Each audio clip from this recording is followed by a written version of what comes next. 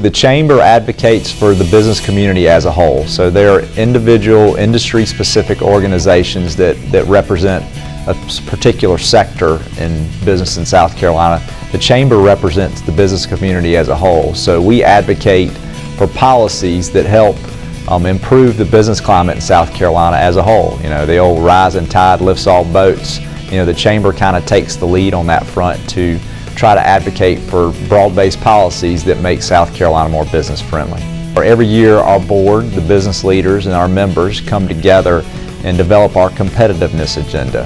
And every year that competitiveness agenda is released to the General Assembly and the public, and it's what this organization works on. This year, you know, in the past there's been 6 or 7 things. This year the business community was united that there are 2 issues that South Carolina and policymakers need to have dealt with, and those are workforce and workforce development and infrastructure. So we continue to advocate for infrastructure funding, and we're working with the policymakers to try to make that become a reality.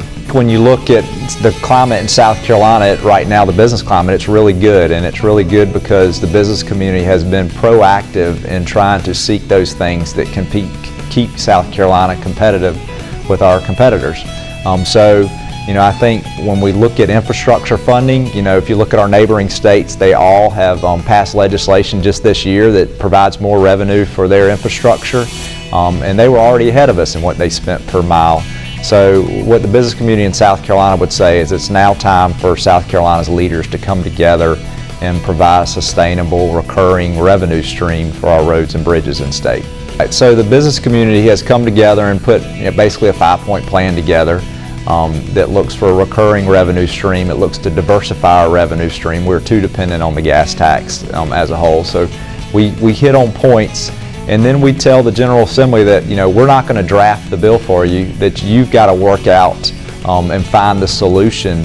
And the House did that. So the House passed a bill that had a supermajority vote and passed a bill early in session and sent it to the Senate. And what did the Senate do? Well, they spent the rest of the session talking about other things and didn't even debate infrastructure, which is disappointing because it's the #1 issue the business community laid forth, and the South Carolina State Senate didn't even take it up. They had some conversations about other pieces of legislation, and there is some funding in the budget, non-recurring funding in the budget for roads. But I think the business community has been clear as we expect for our policy leaders to take the lead on this issue, and we're not telling you how to do it. We're not telling you which revenue streams you have to use. We're not saying it all has to be new money. It can be some recurring dollars. But they've got to come together and figure out how to provide a sustainable, comprehensive plan that moves South Carolina forward. We continue to be one of the best places in the country to do business. If you look at the policies in place, those are business-friendly policies that the business community has advocated for over time.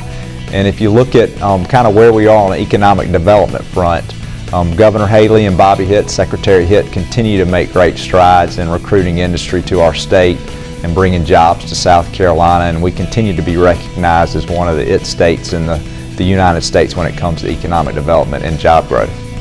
You know, I think workforce development's key. So again, when you talk about the industry that's coming to South Carolina, we have to train South Carolinians to take and be able to do those jobs. It does no good to recruit an industry to South Carolina and then have to go out of state to find the employees, the workforce to do those jobs. So we think the talent, which you have to recruit talent from outside the state, but the talent's here in South Carolina, and we need to focus on our K-12 education system, our higher education system, and, you know, our technical college system, which continues to be kind of the silver bullet in the process. You know, when we look at training folks to take jobs, you know, we have it right here in South Carolina. We've got to continue to focus on making sure that we have workers to take the jobs that are coming to South Carolina. So the workforce needs in South Carolina are very diverse. So I think you can't just focus on one sector of education. You know, I think we look at South Carolina businesses now, and, you know, the easiest thing that we can do on economic development front is help those businesses grow. So we've got to listen to them. So what are they telling us they need? What sort of employee and what sort of skill sets do they need?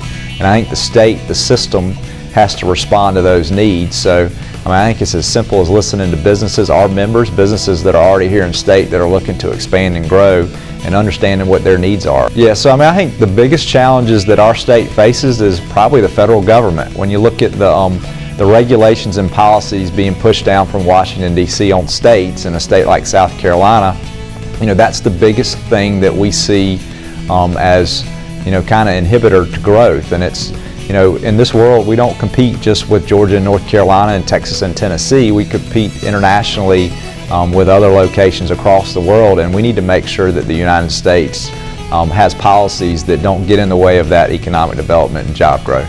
I think when you look at the issues that businesses face, and that's a lot is driven by their bottom line, tax professionals are key in trying to help South Carolina, the state, realize what policies could be put in place to be more business friendly.